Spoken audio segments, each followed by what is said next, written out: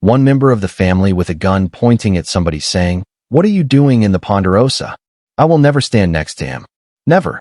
Those were the words reportedly spoken by Lorne Greene behind the scenes of Bonanza in 1964, one of the rare moments when he lost the calm, composed demeanor he was known for. It was a short sentence, yet powerful enough to silence the entire crew around him because Greene had never shown such extreme emotion toward anyone, but that day he did. The spark behind it all began with a 2-second backstage clip in which Greene is smiling, holding his cowboy hat as usual.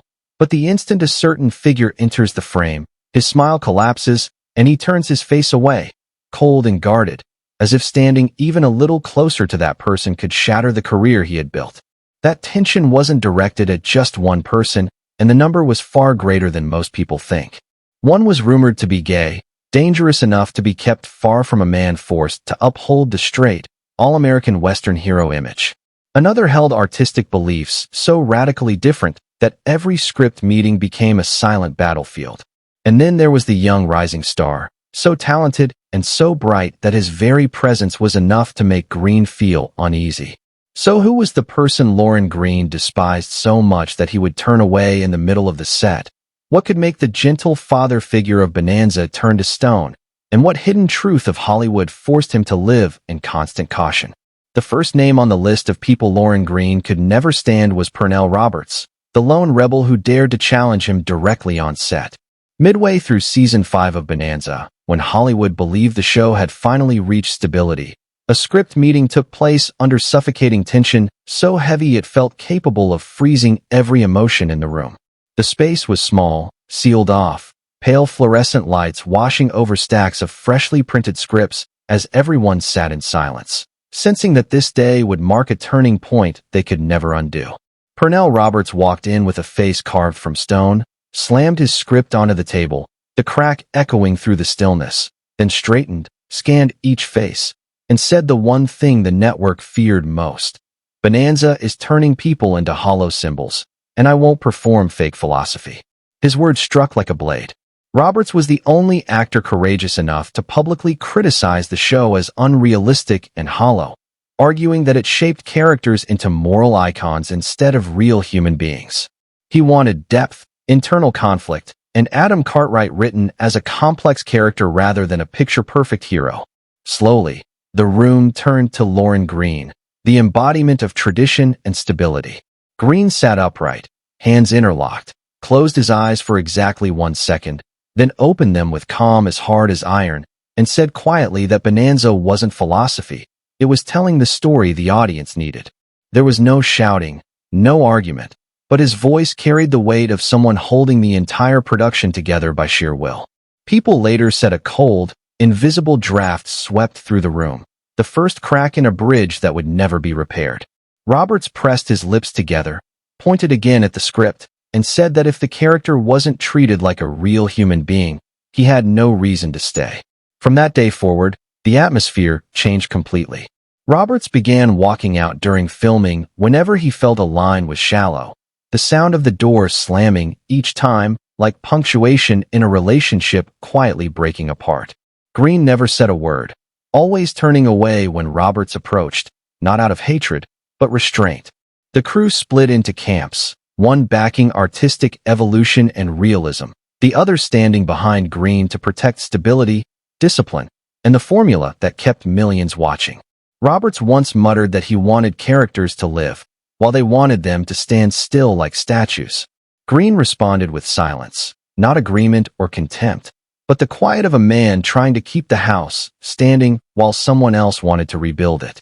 It was philosophy versus survival, art versus endurance, and Hollywood never allowed both truths to coexist. If that clash was a war of ideology, the next story was far more dangerous because it reached beyond art and into a secret Hollywood buried for decades. Rock Hudson. A lighting technician once recalled that Greene was completely relaxed until Hudson walked in, then froze as if the air had been squeezed from his chest. That discomfort surfaced during a charity photo shoot where the set buzzed with technicians and costume staff, while Greene arrived smiling, cowboy hat in hand, the gentle father figure adored by America. Hudson appeared moments later in a gray suit with a polished movie star smile, the perfect Hollywood man in the public eye, yet carrying a secret the industry desperately tried to hide. Hudson was rumored to be gay in an era that absolutely rejected such identities, and studio executives understood that even a single photograph of Greene standing beside him could ignite damaging speculation. Greene did not approach Hudson, and Hudson did not look toward him, but the distance between them felt like an invisible barrier. Shortly after, an internal memo instructed that Greene was not to appear with Hudson at any public event. It wasn't hatred or personal conflict, but image protection. Greene symbolized traditional Western masculinity. Hudson lived under a shadow neither man had chosen. At later events, Greene would step aside, pretending to adjust his tie or nod to someone else, not from fear of Hudson, but fear of a camera capturing a moment the network couldn't control.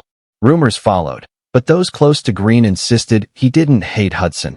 He hated the world that forced them into opposite corners of a battle neither created. Then there was Michael Landon, the man who made Greene feel his authority tremble. To the public, their promotional images showed warmth and harmony, but on set there was a quiet power struggle. Landon arrived young, energetic, and immensely talented, soon writing scripts, suggesting camera angles, and reshaping dialogue rhythms. Many sensed Bonanza was entering a new era, but Greene feared it might lose the warmth and tradition that defined it. Tension simmered when Landon revised scripts without approval, clashing with Greene's disciplined background. One afternoon in 1968, Landon demanded a change to an emotional scene, was refused, slammed the script, and stormed out. Greene followed, asked him to return, only to hear Landon say that if he couldn't do it right, he wouldn't do it at all. Greene stood motionless, his expression not angry but exhausted, like a father watching a child grow beyond him. After that, the shift in power was undeniable. Neither man publicly criticized the other, but the rift widened season by season, draining Greene emotionally. Another quiet tragedy unfolded with Victor's son Young, whose on-screen warmth as Hop Sing masked a painful reality. Though beloved, he was confined to stereotypical roles. His deeper scenes often cut because they were deemed unsuitable for the Western spirit. One powerful monologue about loneliness and immigration was removed entirely. When Victor learned this, Greene stood nearby, silent, placing a gentle hand on his shoulder as Victor whispered that if he were white, his fate might have been different.